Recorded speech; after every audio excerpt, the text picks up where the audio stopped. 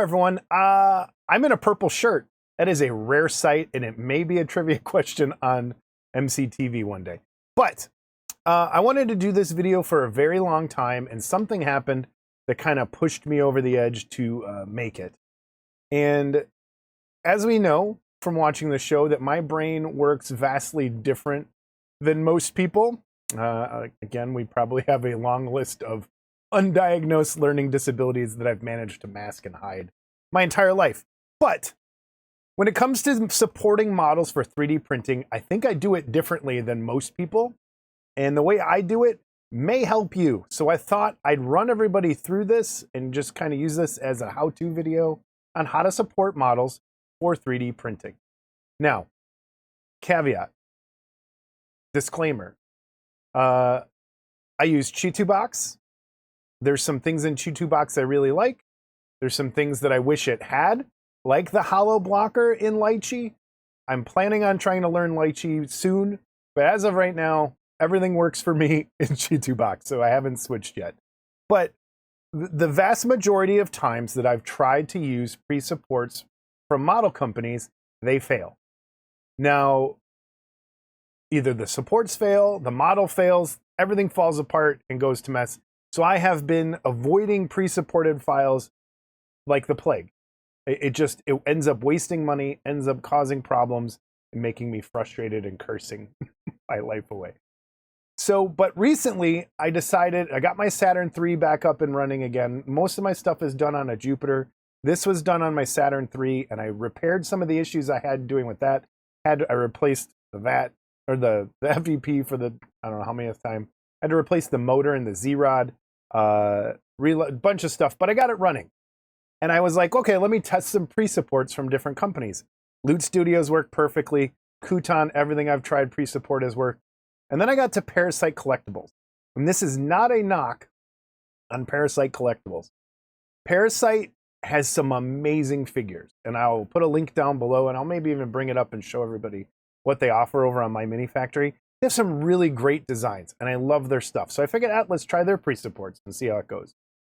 Some of it failed, some of it didn't on this plate. So what I want to do is walk you through and show you this and why it failed and what it looks like, and kind of talk about it, and then show you a quick video in Chitubox how I would have supported this.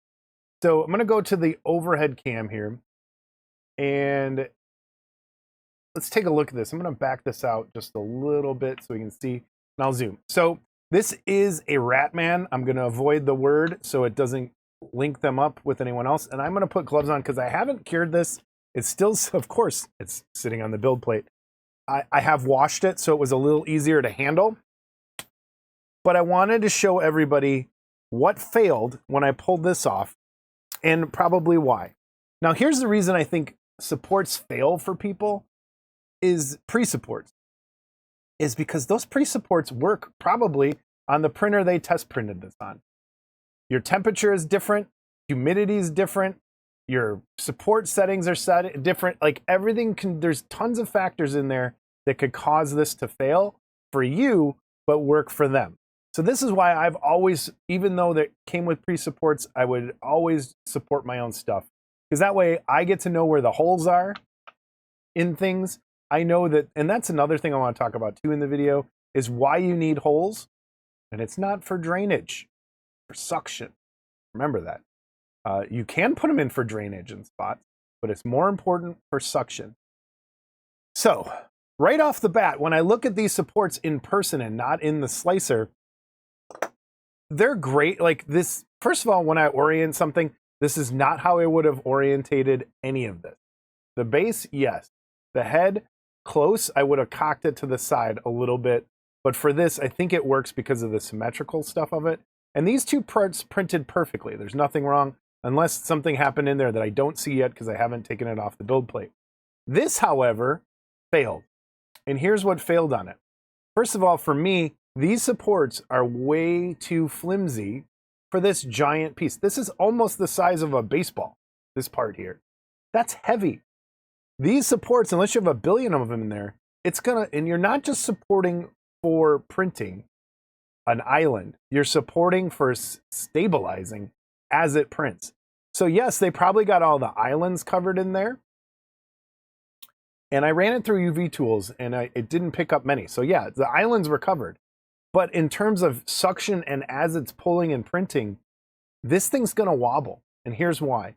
If you look at the back of this, it'll be easier to see kind of in the slicer. There's so much of this printing, that first layer of printing in the first few layers, there is a ton printing at once. And what happens was all of these supports failed right here. As it pulled up, because the contact points are way too small for the size of this, and the suction that was in there, eventually the weight of this pulled that off of these supports.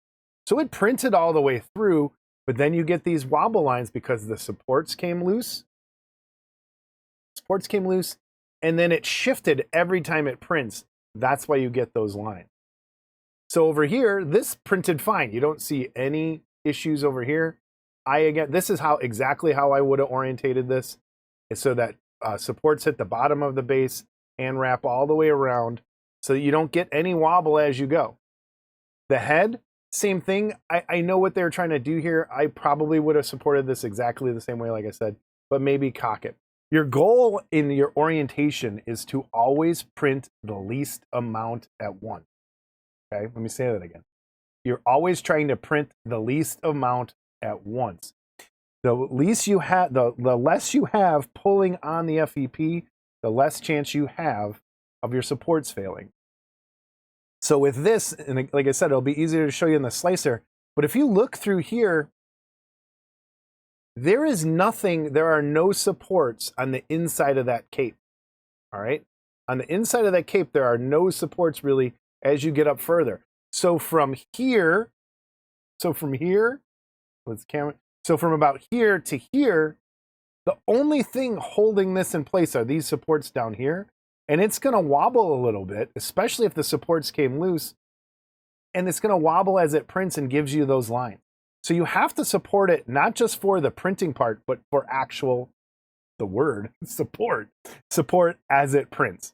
So let's open up the slicer, but before we do that, I put gloves on so that I can touch this and actually get this off the build plate and look at if anything else inside there failed. Now, the good thing about, and the resin I'm using here, and again, your resin may be different than what they used on their pre-supports. This is Elegoo's 2.0. And again, it was printed on a Saturn 3, not Ultra, just a regular old Saturn 3. I'm gonna get this off to the side. This printed fine. And normally I would heat this up with a hairdryer, but the good thing about their supports is those contact points are so easy to pull off. Like that came off no problem. This is perfect, okay? This base came out perfect, all right, when it comes to supporting. So I'm gonna save that. The head of this rat man, let's see if I can just pull these off. See, that's what's great. I love that it comes off, which is, we'll get to my supports in a minute. And that printed fine too. That printed perfectly fine. This printed totally fine. And again, I washed it for like a second, still a lot to do. That printed totally fine, right? Okay, this, however, did not. And you can see now that I can get in there, this was supposed to be hooked on there. But if you look, this failed a long time before, and this shrank down, and you get pancaking here, and this got all messed up. And if you look at the inside, look at those layer shifts. And that's because there just was not enough support going up this side as it went, and you're printing too much surface area at once with the orientation on. All right, so I'm gonna just, because I don't care about this piece anymore. Look at that, it just comes right off. So you have all of that kind of printing at once instead of the way I would have done it. And I'm going to show you how I would have done it in a second. Now, I also use UV tools. There's a video on the site. I'll put the link down below. How to use UV tools to clean up your slices and get rid of islands you might have missed or resin traps. Absolutely essential, I think, in 3D printing. If you're not using it, please add it to your workflow. You will save yourself a ton of headaches and money in the long run. So, but this is, and again, there was no supports inside this cape all the way up into there. So and again, for drainage, I would have put a hole in there so that when you go to dunk this, I do a pre-wash, and when I do wash it both times, it helps the water rush in quicker if you have a hole at the top and a hole at the bottom to help clean it out. These holes tend to be, I find that anything under, and it's great for suction a little bit sometimes, but for cleaning, if you notice, look, there's still drainage coming out of there. And this has been sitting for a couple days. That tells me there's some resin still in there and I need to wash it a lot better. These holes are rather small for me to get your light in there to cure the inside. So I would have made these bigger, and I'll show you that in a second too. So that's what they gave us. This is Parasite's version of it. Now, if you notice, they have 1, 2, 3, 4, 5. The holes down here, I like to start as a base with making my holes at 3 millimeters and then go up or down from there. I typically don't go below 3 because this is what happens. They get clogged up in the process and they don't drain for suction as well, and you'll tend to get that. So I try to get them as big as I can without screwing up the surface, and try to hide them as best as I can as we go. And if you look, they put theirs on the inside here along with some of that. And I get why they did that, and I'll show you in a second, because you can't really get holes into those spots. So let's head on over. First time I'm doing this, I think, well, no, since the other video. We haven't done this in a while. So let's get over to just me again, and we're going to head over to Chitubox. All right, there is Chitubox, and I'm going to open up my rat file, and let's see if it works. So I've done a couple things here, and I'm going to kind of highlight what they got. So this is Parasite Collectibles pre-support, and I kind of want you to see, I'm going to go to the support section so you can see in here how they have it. So they have their supports. You can't really see in there because they won't disappear because it's part of the model. But if you really look in there, there's not much support there on the inside. If you even look back, it looks like, no, they're still there. So these are still there. Some of them worked, but for me, they're not. It looks like, so I'm on my light support setting. So it looks like they almost use light supports in my version. Again, my supports work for me. You might have different sizes, different pins. So I like to do a lot of things with just heavy support because I know they're going to work. And I'd much rather waste the money on supports than waste the money on prints that didn't work. So if I were to go in here, you can't re-support what they have because it's saved the way it is. But technically, I would have went all the way through and kind of went up there and saved that. But I wouldn't have orientated it this way in the first place. So for me, I'm going to show you what I did with mine. So here's theirs, right? And here's mine, all right? So let's look at the difference on how they're supported. Yes, you're going to have some more marks to sand off up the back, which is, I think, maybe what they were trying to avoid. Because, yeah, you want to typically put as many supports where you're not going to see them as possible. But this is how I would have orientated it. This is how they did theirs. And now I want you to look just from this. If I go, I'm going to select both so that we can see them in the supports window. And I'm going to use the layers slider, which is here on the left, to go all the way down to the beginning. So you can see what prints all at once. So for me, my first layer is right here. This is the first thing that's printing. On theirs, when you get up to theirs starts here, but slowly overtakes, and you have all of this kind of printing here at once, and this is all printing at once, and then you have that much more printing at once compared to how mine is just printing here, and this little bit is starting there. Now, where theirs catches up, you have a lot printing, roughly about the same at that point. Theirs is a little smaller there. But the most important part is the beginning, because you're pulling all of that weight off those first initial points that are on the FEP. So when I like to do mine, this is how I like to support things. All right. This is where it's going to get where people are like, what is he doing? I tend to take, let's move both of these off. All right, so I got the initial rat bust here. All right, the rat bust is there. This is how it loads in from the file. And I tend to, again, I like to make sure I rotate this. This is kind of how they did theirs, kind of like that. Whereas I think it should have been more like this. Okay, and I think that's close to how I got mine. All right, let's just kind of see. Yeah, that's close. All right, that's close to where I had mine. Now, when I hollow, I like to hollow with 2mm walls, wall thickness.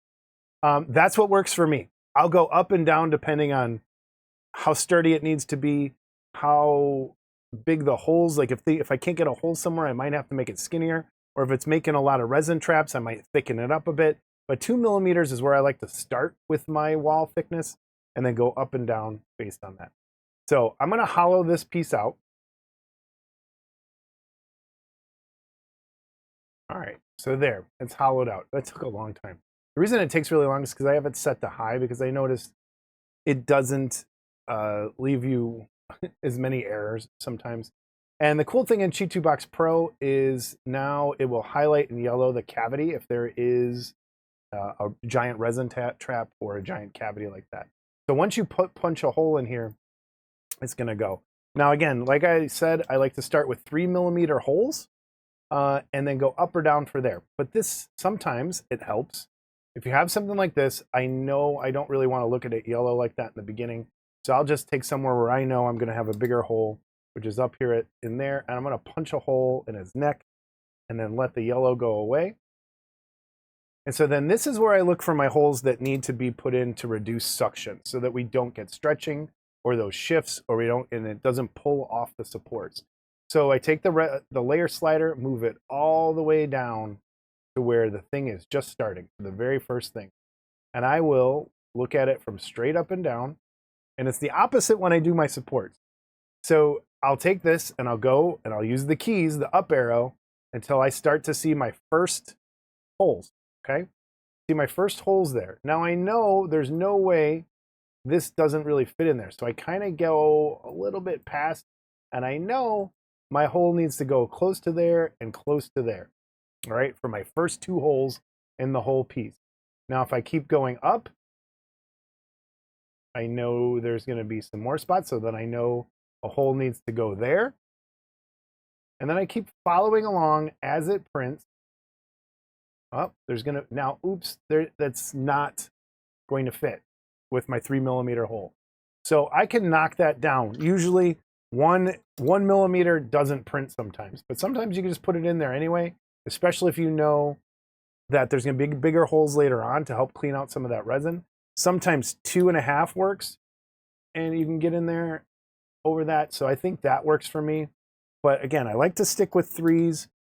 And the cool thing about UV tools is afterwards, if you missed something like this, if you missed a hole spot, it'll tell you there's a suction cup, and you can put holes in using UV tools, and it will drill almost like a pinhole size in there. That really does help on things you missed. So now I see this one over here is starting, okay?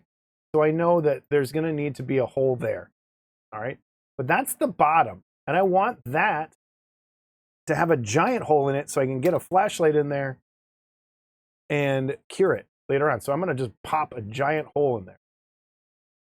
Then I might even go back to 3 and put another hole here and here and here, just to kind of help. It also cuts down your resin cost. The more holes you have, you're not using as much resin. So now I know, if you go back to the slider right there, there's one creeping in, and I know there's going to need to be a hole here and a hole here. Now, problem is you can't just willy-nilly do this, because you don't want to put a hole where you don't want one showing later on. These are easy to fill in, easy to fix, but you'll notice that this hole here, I can't really fit one in there, and that's going to be a resin trap.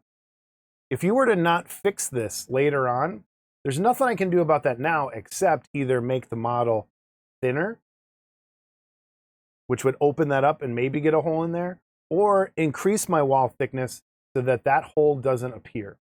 The cool thing about UV tools later on after Chitubox is it will recognize that that's a resin trap and it will tell you to fill it in and automatically fill that in. So I'm going to leave those and fill those in later on. Now I'm going to slide back down so we can kind of see as we go on the bigger picture. You would have to put holes here. You would have to put holes. Now I got a new part starting over here. So I'm going to look and see, oh, when do I have to put a hole? Now for that one, I can't really punch one through there. So I might try and go a 2, turn it upside down, and try and get in there maybe from the inside as far down as I can, and then hope for the best later on with that one. All right, and get there. So now I want to talk about supports. So my holes, that's how I work my way up with holes. With supports, like I said, I do it probably different than everyone else. So I'm going to go to the supports window. I'm going to just start with my heavies. Now, everyone's probably like, your heavies are way too heavy. They work for me. I've kind of dialed them into where I like them, and I'll edit them as I go. But as a start, I like to have them. Here's my settings. Oh, that window doesn't pop up. That's weird. OBS. Anyway, I like to do my touch points are 0.2 and 0.2, diameter and depth is where I like to start. The thickness on my supports ranges from 1s to 1.5. Anyway, you'll kind of see. But I want to show you how I support stuff. So in the support window, again, I bring this all the way down till I just start to see my first layer show up, first or second layer. And I will turn this upside down and make sure you have, all right, I can't find it. I don't know where the setting is right now. But I have it turned off so that you don't see the bottom of the supports as you're looking up from underneath. So what I like to do is I have mine set at detection accuracy set at middle. I might try one of these days to set that at high, but for the most part, it catches most things. The inside, sometimes it doesn't. But when I'm starting to support, I'll go to the bottom and I'll notice, okay, there's my first 2 things. These are your anchor points for the entire print. So this is where you want most of your strength. And I know right here and right here are the very first 2 things that print, because if I do this, as I go up, everything else prints around that first starting point. So I want to make sure that's my first thing, and I want to make sure that that is anchored down properly. So I'll zoom in as close as I can, and I'll put, so for here it's 2 pieces, and I'm going to knock that down. So I'm also going to make sure that most of that initial black spot has a support on it. Now the cool thing is, you can go to the edit button. If you don't know this, this might be new for you. You can go to the edit, the supports, and double click the tip, and you can stretch out a new one with the exact same setting. All right. And for this, so I might add one there, might take this one and add one there. And I look at it that way. If you see the little raft on the bottom goes away. So that's how I like to start my support. And I work my way up from the bottom. Is I'll tap on this and go, and I'll start hitting the up key and watch it as it builds from the bottom, because then that tells you like when you're going to first get an island. So if I go here, you notice right here where I put my cursor, tap that layer, look, you're going to need to support that piece. You know you're going to need to support that piece. So that's an island by itself. And this, I'd even stick one there, and I'd go here, here, as it prints, here, here, and go. And I just work my way up, tapping a little bit at a time to look for islands initially. So my first couple islands, all this is going to need to be supported, but we'll talk about that a little later. So as we go, I might, I know there's going to be one in there. There's going to need to be some in here. But that's how I like to do my supports, is looking at it from underneath as it goes. Now, if you notice, this I know is going to need it. All right. And I'm looking for my island. And right now, a lot of islands aren't showing up. Oh, there's some. I tap. It's up there on the top. Like right there. So then I know that's going to need to be supported in multiple, probably 2s or 3s. I'll kind of do that. But this is going to get more interesting as we go. So I'm going to get to a little bit more complicated part. All of this will need to be supported later. But now you'll see If you're pressing up, let's get that first image right there. If you look, that's the very first part where that's going to print. So I want to make sure that that's supported because that's an anchor point for that part of the kit or the piece. Now, if I slowly start going up, I'm going to start to see other things start to pop in because we're only at layer 475 right now. So I know that's going to need it. And I'm going to go, okay, this is going to need quite a bit. And again, I over support. I know I do, but I tend to have better results. And so as you go, you're going to start to see, holding that up key, you see how it builds from the bottom. And let me get higher. We're in the 7. Now you're going to start getting multiple areas when it starts to get fun. So I would have to go here, here, here. And once I kind of have everything where I want it, and I've gone through, and you look, all those points. So I know that this floating part's going to need a point. It's going to need supports. I know all of this is going to need supports, but I like to look at it from underneath as we go and then do it that way and do them one at a time. Now, something like this, I know that one support is not going to, and I wish I still had it connected, that one support is not going to hold and stick on there and support this whole thing. So as you go up, you're going to need to support it, keep it from wiggling and as you're going. And I might even want to add another one there and there so I know that that piece is going to make it. Same with here. This is going to need some more here on the bottom. And it's going to need them as you go up and as it prints. Okay? Now, once I get most of my islands covered that I think look okay and I think everything's fine, you're going to have all these. There'll be tons of holes throughout the piece too. Then I'll go and hit add auto support. And you can't see the window because it won't capture it.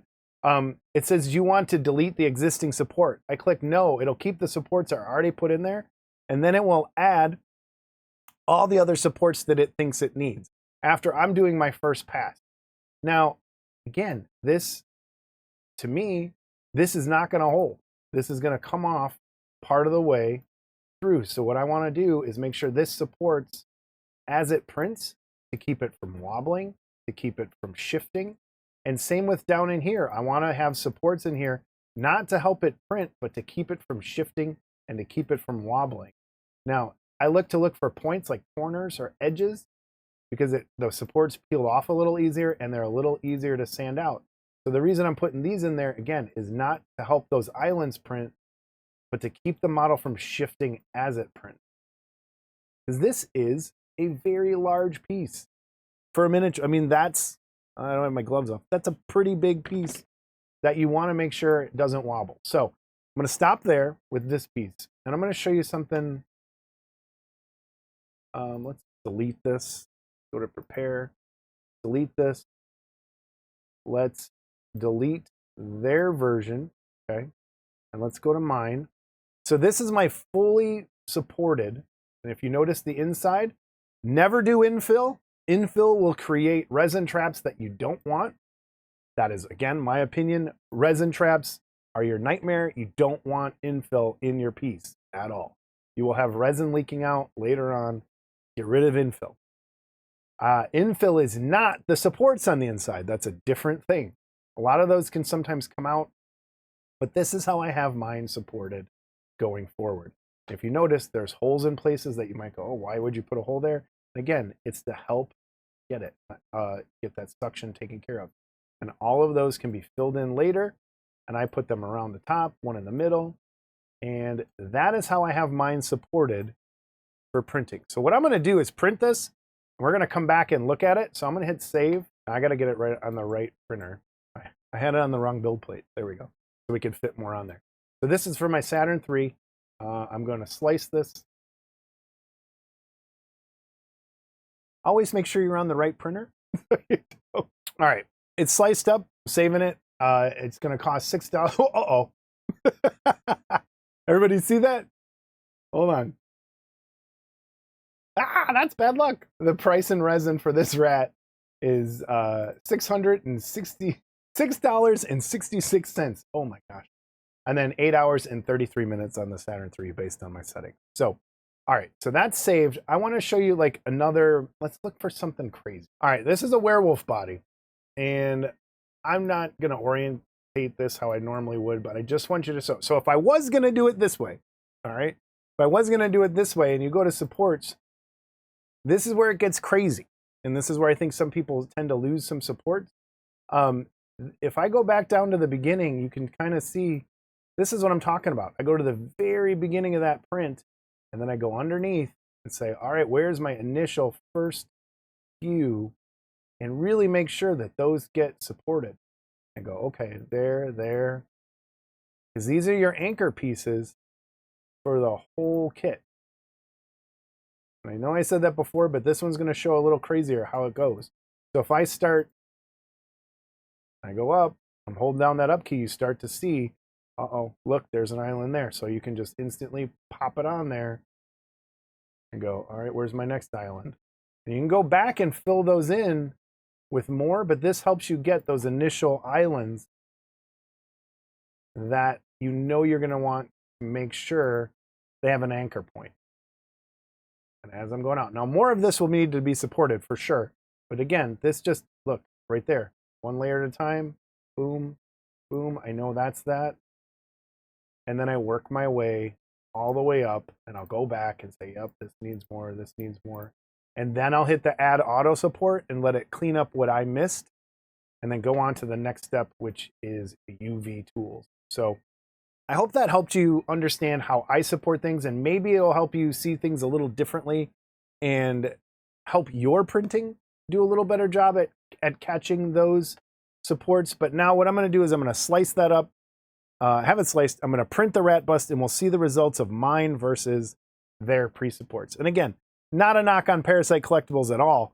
They are awesome. Great files, great stuff. Links down below. Not sponsored by them in any way, because this print may work perfectly on your machine. Their pre-supports may work perfectly. The head worked fine. The base worked fine. Everything else shouldn't have picked that up. But that's how I do it when I want to support things. I got to make sure the 45-degree angle to the side, cocked back a little bit, always will help. Remember, the key is the least amount of surface area printing at once. We're going to pause the video here. I know it's super long, and we'll see what happens. So it's been about 24 hours. I pulled the Ratman's bust off the printer, let it dry, cleaned it. Haven't cured it yet. The supports are still attached. Why am I having trouble getting this glove on? And I want to compare it to and just see what happened. Now, I'll pull the supports off in a second. Let's go ahead and flip over to here, and I'm going to zoom out. All right, so here's the original. You can see there were those issues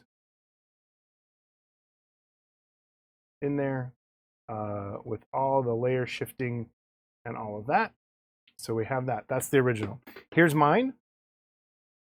And yes, the supports are 1,000,000 times thicker. And I wish I still had the other ones here with me. They're a lot thicker, but they are going to hold this piece in place. Now, the support tips aren't too bad, okay? And these have already come off when I was washing it. So they're not too bad. They come off really easy. It doesn't leave a lot of mess to clean up and sand out. But that's how I did mine. So let me use a hairdryer to usually heat everything so that it makes it a little softer to pull. So I'm going to heat this up and pull it off.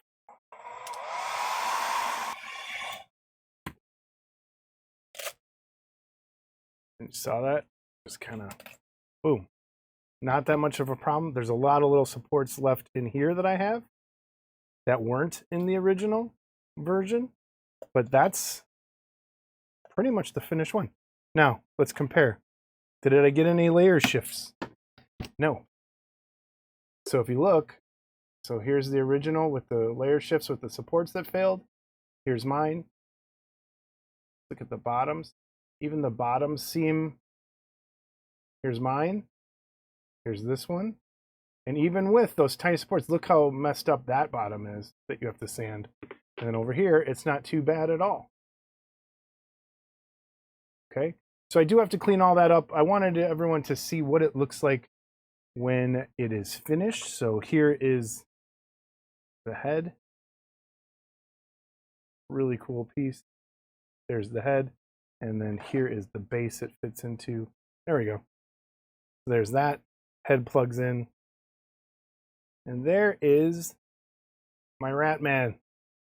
Right? Let's get, can I get, knock this support out.